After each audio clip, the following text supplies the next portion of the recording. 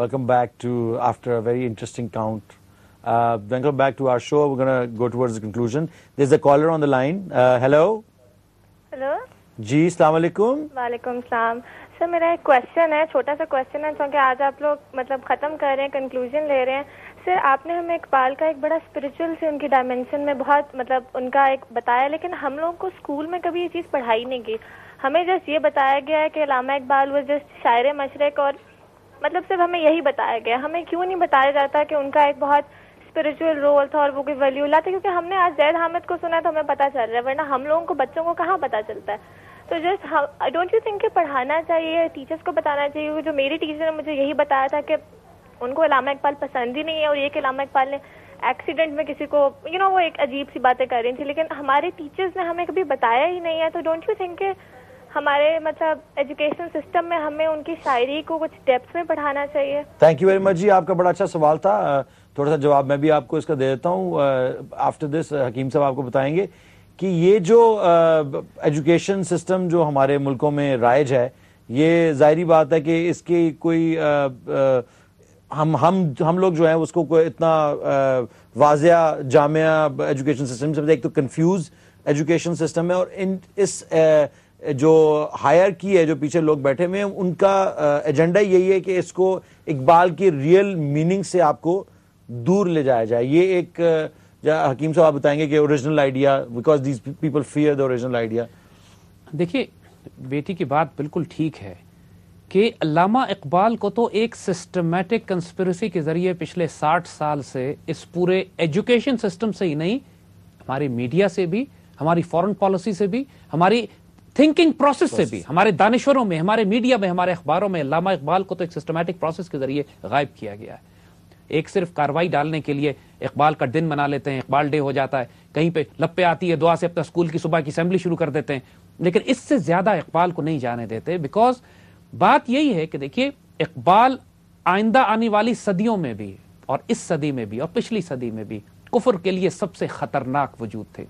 Protocols of the learned elders of जायन में ये यहूदी या ज़ायनिस्ट जब अपनी स्ट्रैटेजीज दुनिया पे कंट्रोल करने की बताते हैं तो उसमें लिखते हैं कि हमें लाखों करोड़ों के मजमे से डर नहीं लगता, हमें इस बात से डर नहीं लगता कि लाखों लोग नारे लगाते हुए सड़कों पे निकल आए और उनमें जोश हो लेकिन उनमें होश ना हो, और वो अपने ही घर को आग लगा दें सिर्फ इसलिए कि अमेरिका में किसी ने कोई हंगामा किया था तो ये अपनी सड़कों पर अपनी बसों को आग लगाते जाएं. ये क्राउड हमें तंग नहीं करता, हमें एक आदमी तंग करता है जिसके पास ओरिजिनल थॉट प्रोसेस हो, जो ओरिजिनल सोच रखता हो, गुलाम जहन ना हो, शाहीन नजर हो, शाहीन की तरह बुलंद परवाज हो, निगाह बुलंद हो, सुखन दिल नवाज हो, और जहां पुरसोज हो, स्पिरिचुअल वजूद हो.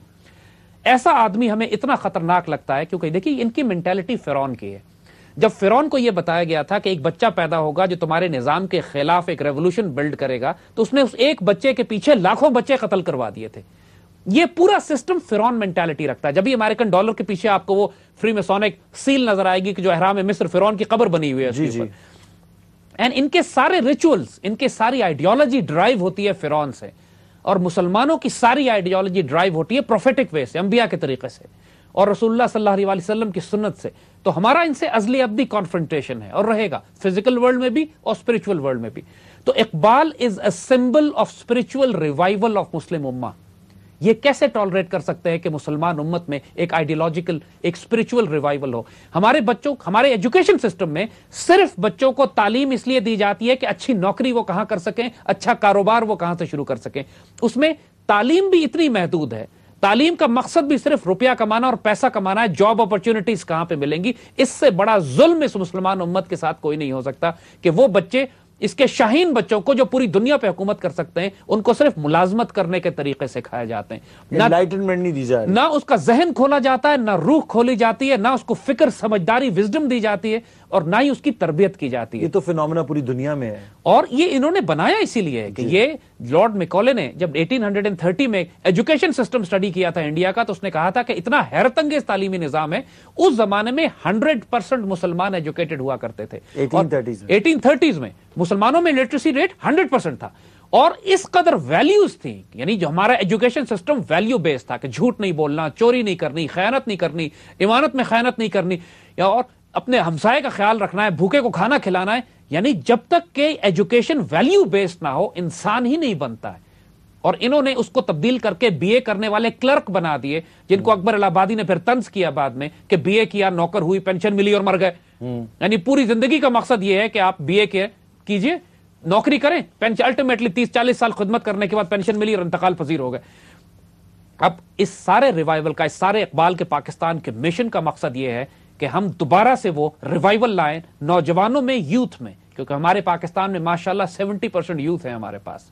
اور یہ یوتھ جب ریوائیو کر کے یہ ریئلائز کریں گے کہ وہ قوم جو دنیا پہ حکومت کر سکتی ہے، وہ قوم جس کے فرشتے جبریل اور اسرافیل جس کے ساتھی اور دوست ہو سکتے ہیں، جو پوری کائنات جس کی ڈومین ہے، زمین و آسمان و کرسی و عرش، خودی کی زد میں ساری خدائی، جب اللہ کی ساری خدائی تمہاری خودی کی زد میں ہو، جب تمہاری ہاں اور نہ میں کائنات کے فیصلے ہو سکتے ہو، اس کو اگر یہ تعلیم دی جائے کہ تم نوکری کر کے پیسے اچھے کیسے کما سکتے ہو، تو اس سے بڑا ظلم کوئی نہیں ہو سکتا. صحیح بات کہہ رہے ہیں. اور وہ نوجوان، رزق تو اللہ نے دینا ہی دینا ہے، انسان اس کے ساتھ اگر ویلیو بیسڈ اپنے اخلاق اور اپنے کردار کو ایک مرد مومن اور ایک بندہ درویش بھی ساتھ ساتھ بنا لے، تو پھر وہ کائنات پر بھی حکومت کرتا ہے.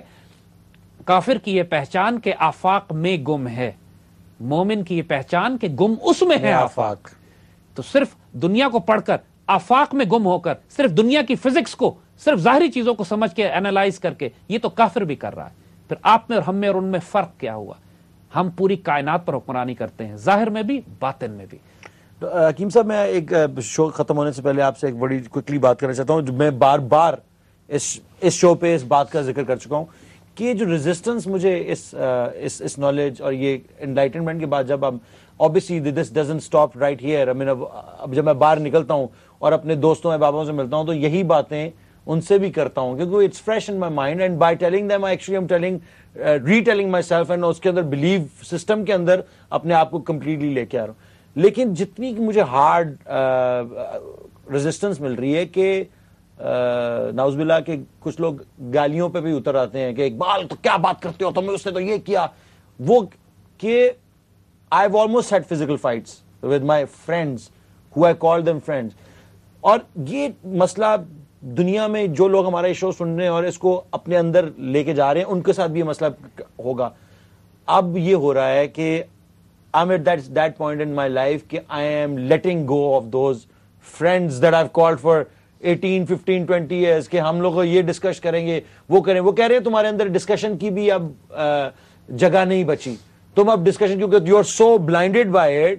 And said what else is there for me to be, either you want me to be blinded by the dazzle of کفر، یا پھر میں اس کی ڈیزل کے ساتھ چلا جاؤں.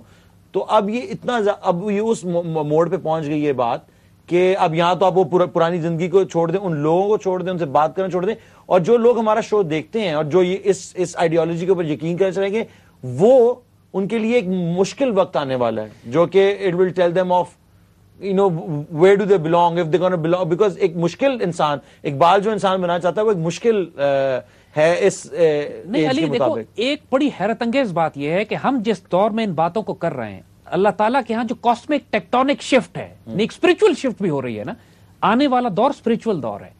یہ ریالٹی ہے کہ جو 20th century تھی، it was an era of materialism، اور اس کے اندر کیپٹلزم، کامرزم، دنیا، موج میلہ، quality of life, banking system, سب لوگوں کی فوکس ہی اسی کے اوپر تھی. 21ویں صدی از اے سینچری آف اسپرچولیٹی، چاہے وہ نیگیٹو اسپرچولیٹی ہو یا پازیٹو اسپرچولیٹی ہو.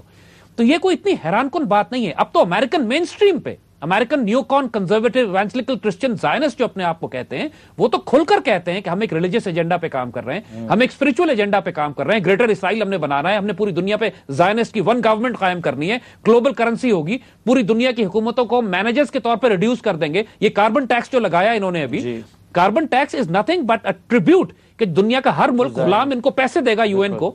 تو وہ ایک اسپرچول آرڈر پہ کام کر رہے ہیں. لہٰذا آج کے دور میں اسپرچولیٹی کو سمجھنا اللہ نے آسان بھی کر دیا ہے، چاہے وہ نیگیٹو ہو یا پازیٹو ہو. نیگیٹو کو تو ہم اچھی طرح سمجھتے ہیں، ہم کو پازیٹو اسپرچولیٹی کو ری ڈسکور کر کے اون کرنا ہے، اپلائی کرنا ہے، اور اس کو اپنی فورس ملٹی پلائر کے طور پر اپنی ذات کا حصہ بنانا ہے. That's the message of Iqbal. رموز بے خودی میں آئندہ ہم انشاءاللہ اس کو تفصیل سے اور ڈسکس کریں گے.